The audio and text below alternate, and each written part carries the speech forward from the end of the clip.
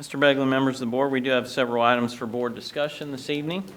Our first item, we're very excited to share some information with you regarding our athletic training services and marketing agreement with Mercy Health.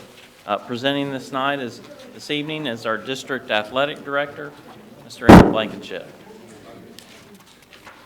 That's why he's the only one staying from the high school team.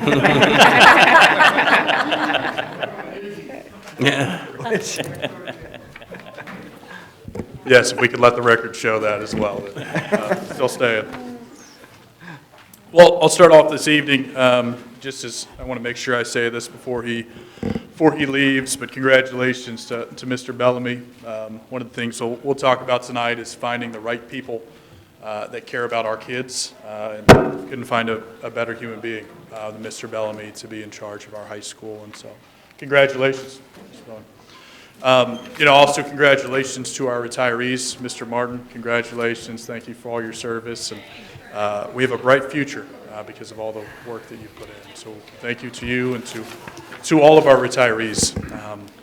As I talk this evening, thank you, Mr. Smith, for inviting me. Members of the board, thank you for your time. One of the most important things we do as administrators here in this district is find people who care about our students, who can care for our students, who can provide the best opportunities for our kids. And so one thing we get to do every 5 years within the athletic department is examine our healthcare and sports medicine provider within our district. It's something we don't take lightly. We think it's one of the most important decisions that we make on a 5-year basis within the athletic department. And so this evening I'd like to present for your discussion and for your review a review of our healthcare partnership, and obviously where I'll go with this is our partnership currently and hopefully continuing with Mercy Health. And so I'll spend a little bit of this evening talking about how we got to this process. And so this isn't an overnight process. It takes quite a few months, and I must thank fellow members that are here today, Mr. Perry especially, for his guidance and help through this process. But we met during November and December often to really talk about what our needs are.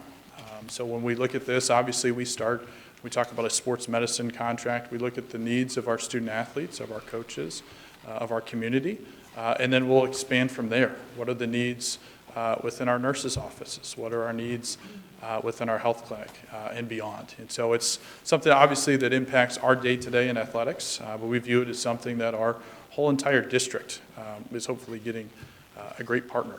And so that's November and December, so there's a lot of review, there's a lot of revision, a lot of meetings that go into creating a request for proposal. In January, we were able to share that with our local healthcare providers. Really what we focused on in the middle of February and March was we were lucky enough to receive multiple proposals back from local healthcare providers. That's a great sign for us that we are a school district that folks want to partner with, that folks see value in. And so that's a great positive energy thing for us, but also creates a discussion and creates something that we have to get to, for lack of a better term, the bottom of.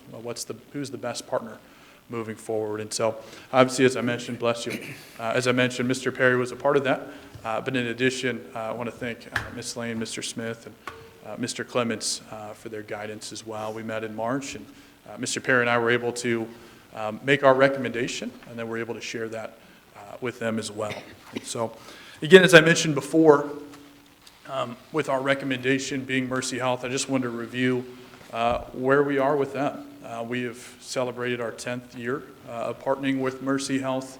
Obviously, it's a company, an organization in our neck of the woods that really needs no introduction. Second largest employer in the city of Fairfield.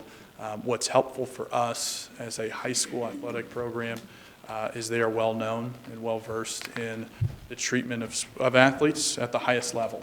In addition, they also worked with over 70 schools in this area, and they worked obviously with us for the past 10 years. And so it's been a great partnership. We're excited about the possibility of continuing it moving forward. And so I want to take just a few minutes and highlight just some elements of that partnership. I won't go into every single detail but one of the biggest things we'll see is athletic trainers.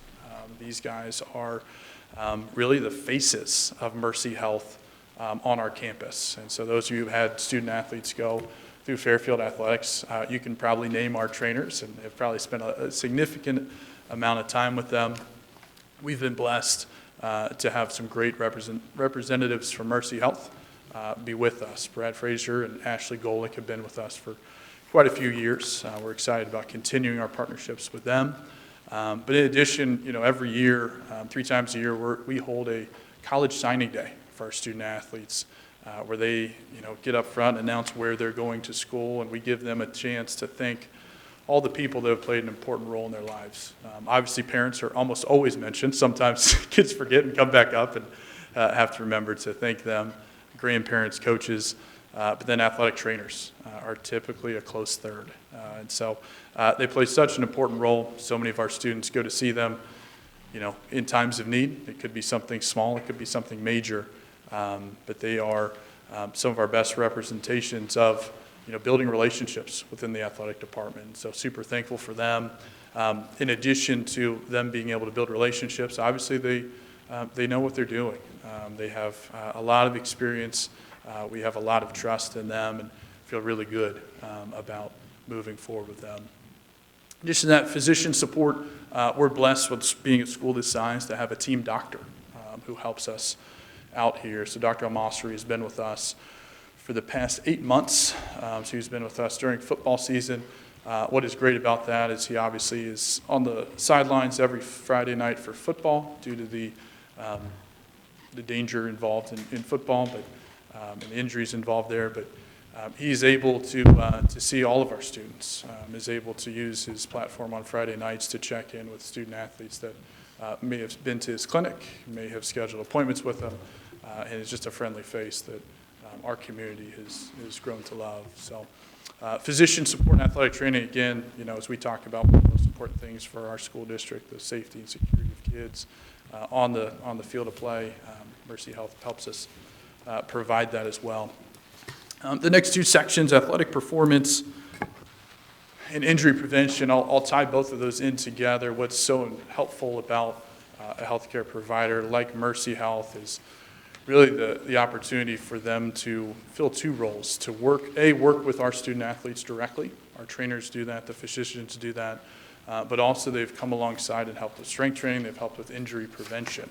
So it's twofold to help our student athletes. Sports metrics, injury prevention is a very popular training that's happening right now, primarily in our female student athletes. So it's happening with a lot of our female sports programs. So it's happening, obviously helping with our student athletes in the off season. In addition to that, what's been very impactful is making sure that our coaches are learning as well during this time. And so there's been a lot of interacting between our coaches and our trainers and also other representatives from Mercy Health to make sure that we're keeping our kids safe, that everything that we're doing is straight training in the off season, everything we're doing in the season is on par with best practices that are happening everywhere. In addition to that, health and wellness. Mercy is very excited to continue partnering with us with our wellness program. So continuing to be on our wellness committee. In addition to that, we're very blessed to have the Mercy Healthplex right up the road here in town. And so that's become quite the resource for our community. It's become quite the resource for our staff with staff discounts. As the athletic director, it's been nice to have an additional venue in town on a rainy day when everyone wants in the gym or we need an additional place to play tennis on a rainy day. They've been very accommodating. I look forward to growing that partnership with having those guys right in our backyard. Education is one of the neatest things that I've seen with the partnership and one of the most original things that in my time previously in other districts as a coach that I just didn't see before. And it's been really inspiring for me to see the involvement and the want for Mercy to be involved in helping us educate our kids. And so being involved in our curriculum, from having our students in AP biology or anatomy and physiology go to the hospital, to watch doctors, to be able to talk with doctors, to have guests come in and speak to our students has been very impactful. What's been great to see is Ms. Aug has been a part of a lot of the leadership meetings that have happened with Mercy over our previous contracts, and that's a unique thing and that's a special thing, that they don't want to just focus strictly on sports medicine, but want to help and partner with us across the board. Great to see a lot of times our special needs students will go to Mercy Fairfield Hospital and volunteer there, work jobs there during the day with Mr. Flagg and our work-study program. Most recently, actually here in this room, a little less than a month ago, we started the part 1 of a mental health series to help with our student athletes. And that was just really impactful. Great turnout, especially from our female student athletes with lacrosse and volleyball and girls soccer attending. And hopefully something we can grow upon as we go into a new year next year. And so the final piece there, in terms of agreement, this contract, pending approval, would start in August, and right now would be a 5-year agreement. And so the difficult part right now is we look at agreements, and obviously the past couple of years have been very apparent with us. It's hard to look into the future and know what the future looks like in 5 years. But I do know right now we have a great potential partner in Mercy based on their partnership thus far. So thank you for your time. At this point, I'll take any questions you might have. If it would be okay with the board, I'd just like to just add a few comments. Mr. Blankenship mentioned the word grow several times, and I feel like this relationship that we've had with Mercy has continued to grow over the course of the last 5 years. Some of the things we've continued to focus, people hear, partnerships between schools and hospitals, they immediately think about athletics. But think about some of the examples that he shared towards the end. Those are things that we have been very intentional about as a district. We meet probably quarterly, and we probably have approximately eight district employees, and Mercy Health brings 5 or 6, and I'm constantly trying to stretch folks to say, hey, can we partner with kids on the academic side and not just our students who are interested in the healthcare field. There are plenty of other careers involved other than people who want to be doctors or nurses. And so we've continued to grow that. The mental health series, we do that outside of athletics, but now to do it specifically for student athletes is just amazing. I regularly meet with Justin Kruger, the CEO at Mercy, and probably once every 3 months or so, just have lunch and talk about some of our ideas and some of the things that, what we're envisioning for the future, and share, like, hey, I'd like to see us go this direction. And so, and the last thing I'll mention about the partnership is that it's unique in they are in our backyard. Mm-hmm. They are in our community, and I just love that piece. Not that it would be a bad thing if we partner with someone in Cincinnati or Westchester, but it's Mercy Fairfield, and I love that. I love that about that partnership. So those are the comments. Just a few I'd like to share with you. This will be on our next board agenda as an item for board action. But would encourage you to ask Mr. Blankenship or any of us any questions you may have. Yeah. Please, questions?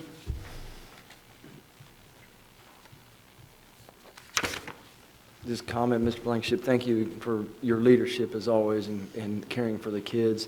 The couple things I just kind of bookmarked, the injury, the ACL prevention training. It seems like for years and years and years, that's always what breaks. There's other things, but that's always, you see the scars, right? And so it may not fix it, but at least it's prevention, right? That may cause less or not as serious. So I'm excited about that. And the education piece, you can't say enough about that. And if I heard you correctly, we're taking students to Mercy? Yes. Yes, Yeah. okay. Yes. And that's great. That goes with a lot of what we talked about in the student advisory years ago, and part of what was today, with students getting hands-on, seeing what else is out there that's available, whether it's not just a doctor, but there are other occupations out there. And I heard it today, but I've heard it in the last probably 6 months, a lot of athletic students saying, I want to be an athletic trainer. So that says a lot about our program itself and the trainers that are there, and how involved, as you mentioned, that they are with the students, with the athletes, because they want to be like them. Yeah. So thank you very much. Thank you. Totally support this. Thank you. I also want to say thank you for working on this so hard. And I like what Billy said about it's great that they're in our community, because that's what I was thinking as you were going through your presentation, like how great is it that we're partnering with somebody that's literally right up the road. You know, they are here that, you know, they're not about the money, they're about our community. So, because they're within our community, so I think that's great. The only question I had, and I'm sure that you've covered all your bases and everything, just so I can, in my own head, I can think I asked, you said this starts August 1st? Yes. So does the old one expire on July 31st? Yes. Okay, Yeah, okay. yeah. Just So it wanted to would, make sure there wasn't a gap anywhere. yeah, good question. Yeah, so there would not be any lapse in coverage at all. Okay. And so, yeah, pending approval, they're ready to really start planning for next year. You know, I guess I'll say it again, growing the partnership and making sure that it's an even better next 5 years.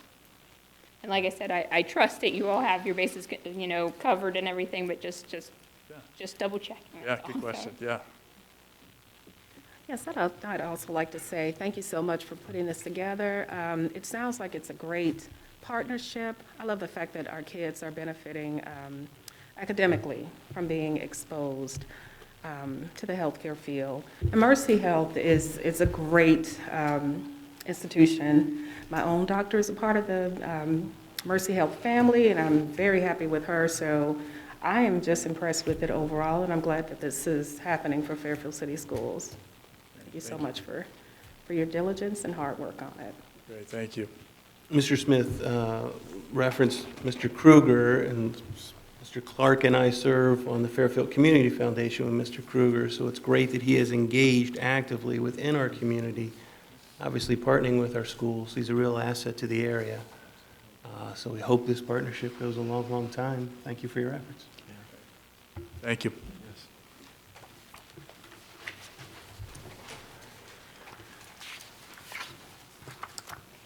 I'll find my place here.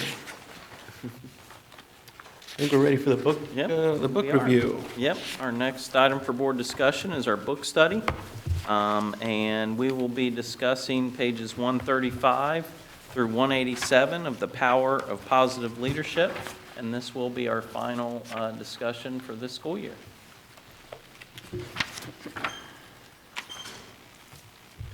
I found a spot here. I'll lead us out. On page 175, it talks about ignoring the critics and doing the work. History doesn't remember the critic, it remembers the one who withstood the criticism to accomplish something great. It certainly applies to our district and to the criticism that we in the administration often face. On the next page, in modern social media-driven world, you will have more fans and critics than ever. The keys are don't let praise go to your head and don't let critics into your head. And I would change one word, and I know it's not my book, but I would change that to read, don't let praise go to your head and don't let critics into your heart, right? Because I think praise can go to your head, and I think criticism can stir some emotions and affect you in your heart, right? And get you down. So please don't do that. I think that's well written. Anyone else? Yeah, I'll add, kind of is partnering with that, but it's back on page 139 under the demanding without being demeaning. Let's see where it says, many think that positive leaders are nice, undisciplined, happy-go-lucky people with a smile at all times and believe in results are not important. This could not be further from the truth. Positive leaders are demanding without being demeaning, and that's true. So you can be in charge and be a solid leader without demeaning people or condescending to them, and they'll walk beside you that way. So that kind of goes with what you just mentioned there, Mr. Begley, and I thought that stuck out to me. I had both of those passages circled in my book, and also the part where he was talking about loving tough versus tough love. And I also thought it was interesting when he was talking about social media. I think sometimes people forget that there's a real person on the other side of that. And it makes it easier to criticize or say mean things. And I can't tell you how many times I've seen somebody say something really hurtful and go, I'm just saying. And it's like, that doesn't make it okay, you know? And that's the difference between loving tough and tough love. Tough love, the way a lot of us give it, is kind of harsh and mean in some instances, whereas, you know, you can encourage somebody and help them move forward instead of just picking them apart. So that really stood out to me.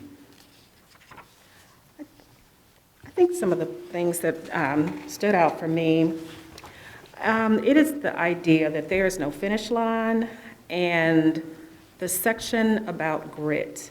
So on 139, which is the same page that we were talking about previously, there's a section that says keep learning, keep improving, keep helping others, keep making a positive impact. There is no finish line.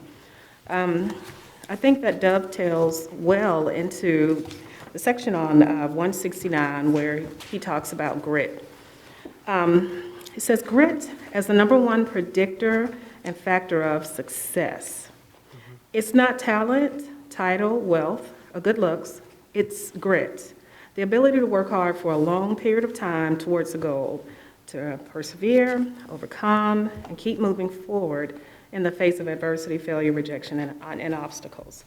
And that resonates quite a bit with me. I think it resonates probably with all of us, because in order to achieve anything, you're going to have to put your work in. And it may not come overnight. You know, it may take longer than you want or longer than you anticipate. But the whole idea is not to give up, because the race is not given to the swift. It's given to those that endure.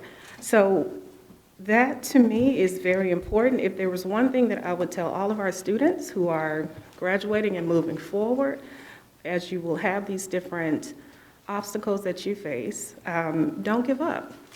Don't give up. There might be some times where you've gone from being summa cum laude, where you might have a 4.6. You may be that valedictorian, but you might get to a college transition where things toughen up for you.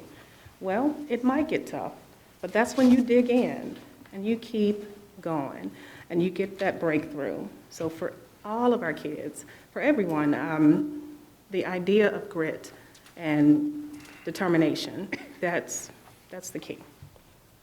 Just remember and keep on moving forward. Thank you. One more thing, page 171, the Know Your Why. We've actually been working through this at my occupation, my job. When you really realize what your why is, that is your energy to keep doing what you're doing when you're getting burnt out, especially after the last couple of years. You realize why we do what we do, no matter what that is. And when you keep that why in mind, I think that's motivation to keep going, because that's why you started doing what you are doing for a living anyway. Mm-hmm. Know your why. And to piggyback, it says, under Know Your Why, it says, in the last chapter we discussed the power of purpose. Well, it not only fuels positivity, but it also drives grit in a big way. So when you know your why, you won't let obstacles get in your way. So I wanted to just throw that in there too, because it all fits together. Another section I enjoyed is where it was talking about embracing failure and, you know, using that as a step for growth rather than, you know, kind of wallowing in it. And he mentioned specifically, you know, a lot of different people across the spectrum of history that have had major failures and moved on. Abraham Lincoln, Oprah, Steven Spielberg, Phil Knight and Nike. It was very, very interesting. I knew about the Abraham Lincoln one, but I didn't know about Oprah. I didn't know about Phil Knight and Nike. But they're all very inspiring stories of people that encountered failures or setbacks and just kept moving forward. Dr. Seuss's first book was rejected 27 27 times. times. That was shocking, yes. I did like the fact that he stayed with some of the same personalities from the beginning of the book to the end. Dabo Sweeney, Clemson. Now- But he really does develop different narratives around these characters from the beginning to the end, and that's consistent in the book. That is good. Talks about Alan Mulally with Ford, and he's just consistent in trying to keep those focal points, those persons who have been successful. He follows it and tracks it and ties it into the topic that he's talking about in the chapters, and I thought that was good. I thought that was good. It's a very positive book. Absolutely. Yep. Comments from administration? Yeah, sure. I'll just share three quick things, and actually, several of you have mentioned some of the names, but 170, Pat Summitt, one of the best women's basketball coaches or college basketball coaches of all time. I had no idea that it took her, she didn't win her first national title until she was on the job for 13 years. And so I just always assumed that it was instant success for her because she was so good. But 13 years, that's a long time. And same with John Wooden. He didn't win his until his 16th season. And, we often talk about people want things to happen right now. And just think, and you mentioned Dabo Sweeney. So he was worried about getting fired in 2010 and won a national title in 16. But if folks weren't patient with those legendary coaches, then who knows what would have happened. And that just amazed me. I'll share two other things. The next one is on page 172 under Love It, and I did love this part. If you don't love it, you'll never be great at it. If you don't love it, you won't work to overcome all the challenges to keep doing it. If you love what you do, you won't quit when the world says you should. You will continue to show up every day, do the work, and discover that success is not created by other people's opinions. It's not created by what the media and fearful news say. It's not created by any of the circumstances outside you. It is created by the love you have inside you, love for what you do, for your team, for the organization you serve, and for the world you want to change. The love and grit that you possess on the inside will create the life experience on the outside. And that is just amazing to me. We often talk about everyone deserves to love what they do every day. And some of those things that were meant, each of you have mentioned, social media, criticism. So I thought that was a very powerful piece. And then lastly, on 176, I will not read all of those, but no matter what anyone says, show up and do the work. If they praise you, show up and do the work. But if you go down that list, lead with passion, have faith, maintain hope, refuse to give up, ignore the critics, believe in the impossible. And I seriously think that I'm going to frame that and put that in my office at some point. I'm ready to do that. And that, you need to bookmark that page and pull that up on occasion because that's very powerful. And I just thoroughly enjoyed the book, and administrators across the district, we've received a lot of positive feedback. It was a good read, great read. Yeah. share the purpose I thought was great, and this whole part made me think of you, Mr. Smith. It says, share a vision and a purpose. The vision is where you're going. The purpose is why you're going there, right? As you lead, you want to remind your team you don't have to go on a mission trip to be on a mission. You can bring your mission, passion, and purpose to the work you do each day. Mr. Smith, you have a passion for Fairfield, so it's created purpose in what you do, and it reflects in the culture here within the district. Just solidified in this book. Thank you. Anyone else? All right, great. Well, I appreciate it. It was a great read. Thank you. Look forward to next year's book study. I'm not sure when we will hold a press conference and announce the title of that book, but we haven't set a date for that yet. I will give you just a little hint. A hint. Jerry knows about the book, Oh, boy. so, and I'll leave it at that. All right, our next few items for board discussion will be covered by Mr. Perry, support staff substitute hourly rates, and multifunction copiers and printers. So I'll turn it over to Mr. Perry. Thank you, Mr. Smith. Mr. Bagley, members of the board, tonight I have a few items for your discussion. Support staff substitute hourly rates. The district has been reviewing our sub rates for both teachers and support substitutes. And as you know, earlier in the school year, the board voted to increase the substitute daily teacher rate, and we have been working on comparing our support substitute rates as well to maintain competitiveness. I would like to thank Ms. Jill Collins out of the Human Resources Department who put a lot of work and effort into this. The last time these rates were reviewed was back in 2018. After some discussion and team and some evaluation, it was evident that we are proposing a $1.50 an hour increase for all classifications across the board, as well as a $1.75 increase for the food service substitutes. These changes would allow the district to be competitive with surrounding districts, but maintain a presence within the middle of the range. The new food service rate will place them at the same rate as the educational assistants without permits. In speaking with Ms. Liz Wellman, she finds it to be a challenge with the lowest rate in our sub rates to find subs, so putting it at the same rate as the EAs, we hope will allow her to be more competitive. No board action will be requested this evening, but if supported, we will bring this back for consideration on the May 15th meeting. So, do you have any questions?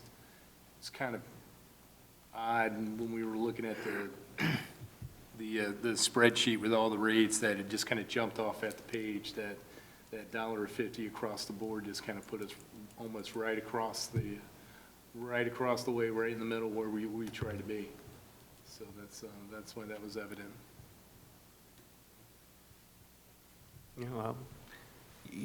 The need for wage rate and the inflationary environment, certainly schools are not immune to that, so it has to be done. Thank you. Yep, thank you. The second item, the multifunction copiers and printers.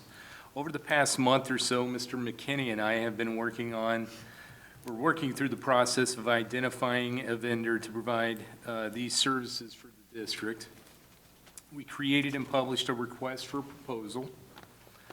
We met actually in person with 7 different area vendors to go over questions, make sure everybody understood what exactly the district was requesting and our expectations of customer service. 5 vendors submitted proposals. Mr. McKinney and myself developed a pricing matrix to help with the selection process, and the vendor that came to the top of the list was ProSource.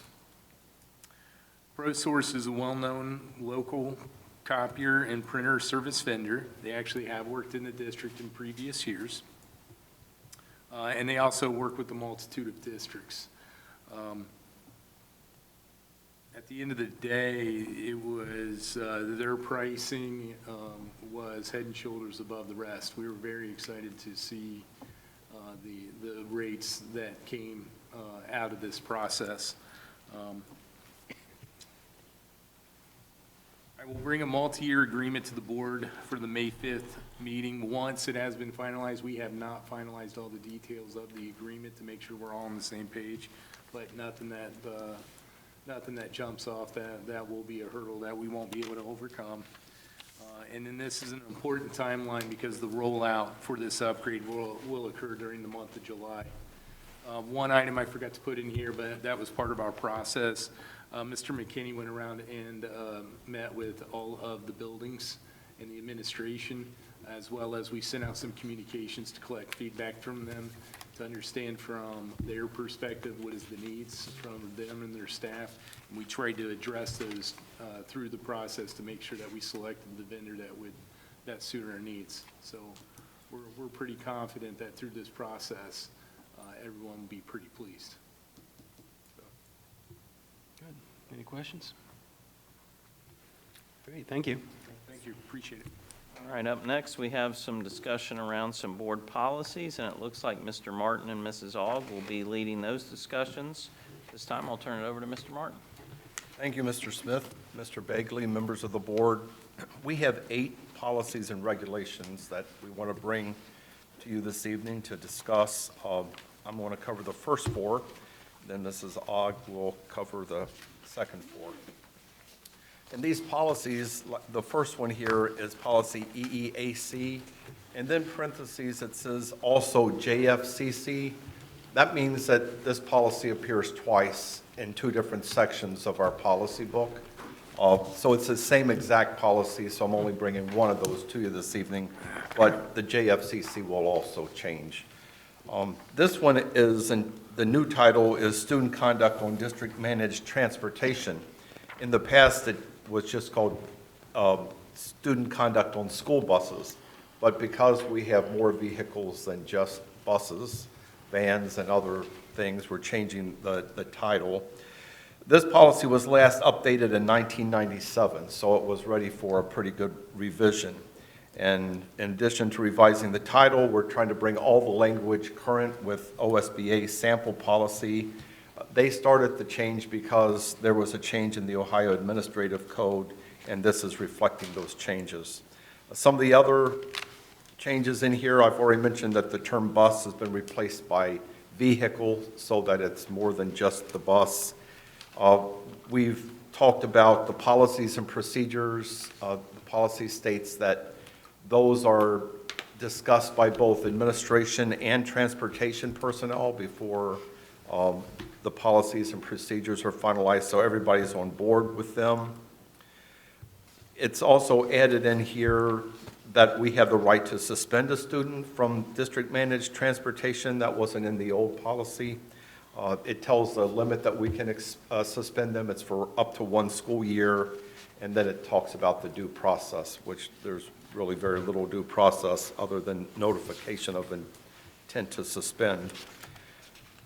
The other thing that's changed, or a new thing that wasn't in our policy, is that, although we've been already doing it, that we have to post all the transportation rules and information. So that's being done, but that wasn't actually in the policy. So those are the changes to EEAC.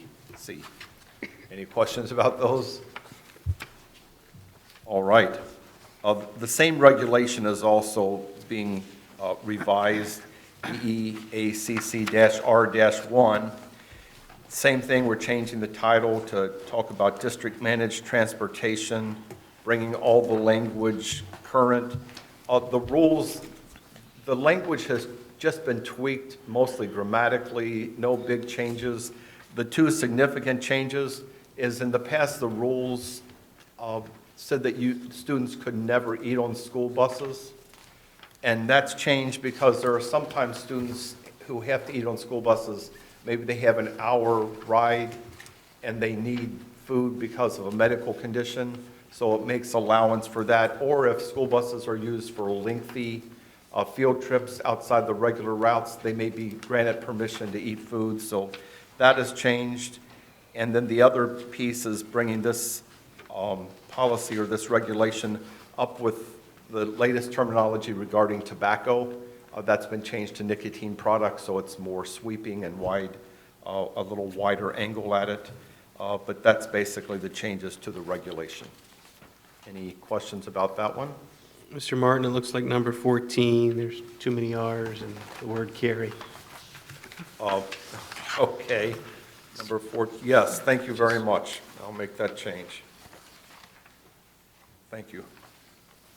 I was rolling the R there, I guess. Thanks for noticing that. Then the next policy is GCB-2. It's currently called Certificated Staff Contracts and Compensation Plans. We're bringing all the terminology. Certificated has now been replaced with professional, so we're changing the title on that. That's being updated. And the only change in this policy really is that we're adding for those in central office who are eligible to work under an alternative administrative license. In the past, it hasn't included principal, assistant principal, and other administrative specialists. It was just the superintendent or assistant superintendent, and so we're changing that wording. That's the only real change in there other than the title. Any questions about GCB-2? And then the final one that I have is GCB-2-R. Same changes in the title from certificated to professional. This goes into more depth. It's the regulations, so it goes into more detail. There have been some changes recently in the Ohio Administrative Code that requires us to add some changes. The changes deal with some very specific things like how many times you can renew an alternative license, what grade point average you have to have in order to qualify for an alternative license, and how, if someone is going into administration, getting an alternative license, and has never taught in the classroom, how they can get some classroom experiences spelled out in the regulation as well. Those are the basic changes to GCB-2-R. Any other thoughts about that or questions? All right, thank you very much. Okay. Mr. Begley, members of the board, I also have several policies and regulations for your consideration tonight. First is IGCK, blended learning. So Senate Bill 229 modified the definition of blended learning. So the only change to this policy was to include that definition in the policy, and you can see that right there in the first paragraph, first line. Any questions about that? Okay. So I have LEB and LEBR, and like Mr. Martin explained earlier, we also have an identical policy somewhere else in our policy book, so that will be updated. That IGCD will also be updated along with LEB. So LEB, educational options, this policy had not been updated since 1995, so it's definitely due for an update. Recent changes to the Ohio Administrative Code required significant updates to the policy, which you can see here. And then, that's all I have for this, the educational options.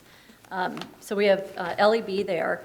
LEBR, which is the regulation that accompanies policy LEB, it is a required regulation. As you can see, there are several changes also made here as a result of Ohio Administrative Code to this regulation. So those will both be updated. And I'll just make a comment about this policy. We don't often refer to this policy. Most of our options come with our credit flexibility policy that we have, and so you might be familiar with that. It allows students to work through a process to get credit for different options or opportunities that they might have during their mostly high school career. But this would still be applicable if we had a very unique situation come about that maybe is not covered under credit flexibility. Any questions on that? Okay. Lastly, we have LEC-R, which is also IGCH-R. This is College Credit Plus. So House Bill 110 made several significant changes to the College Credit Plus program, and we actually made most of those updates back in November of 2021. But House Bill 110 also required the Ohio Department of Higher Education to adopt new student eligibility rules, and they just finalized those rules in the middle of February of 2022. And so that is why we are bringing this policy back to you, because it reflects those updated student eligibility requirements that were finalized by the Higher Ed Department. Have any questions about LEC-R? Yeah, it talks about students and parents are, the district's required to notify all 6th through 11th grade students and their parents about CCP programs through multiple and easy accessible resources. So how do we do that? We do it through the website and then meetings, like scheduling meetings at the middle schools and high schools is where they would talk to kids about the opportunity to take College Credit Plus classes. I just think it's such a tremendous opportunity, and I think it's important that everyone be aware. No one should be in the 10th or 11th grade saying, I didn't know this was an option, right? Is it also on the email that gets sent out? Yeah, yes. Should be.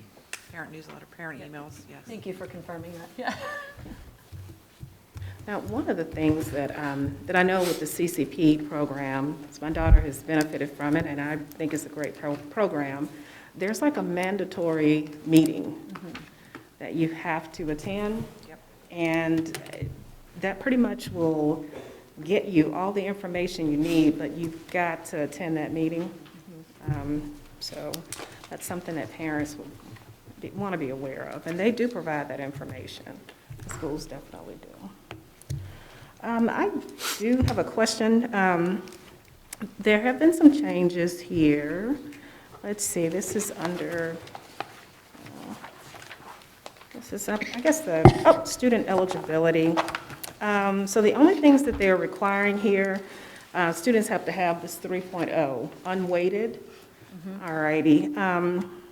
And the second line says that they have to have a 2.75, but less than 3.0, and received an A or B grade in a relevant high school course.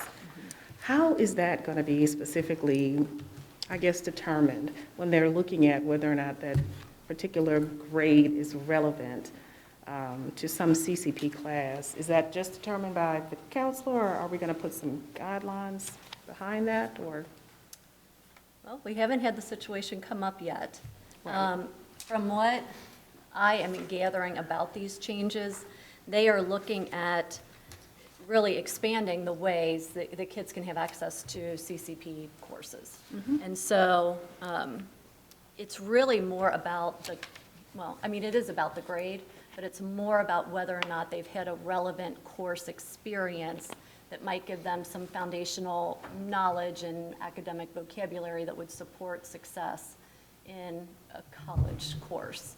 Okay. So, like I said, I don't know the answer to that. I mean, I can get back to you, and we haven't talked about what that's going to look like yet. I mean, I would assume that, a team would be, the guidance counselor, the school counselor, the administrators in the building, possibly the secondary curriculum coordinator, making that determination.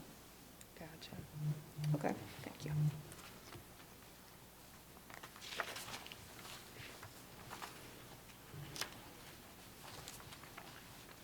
Any other questions? These policies will be on the next agenda for approval and consideration.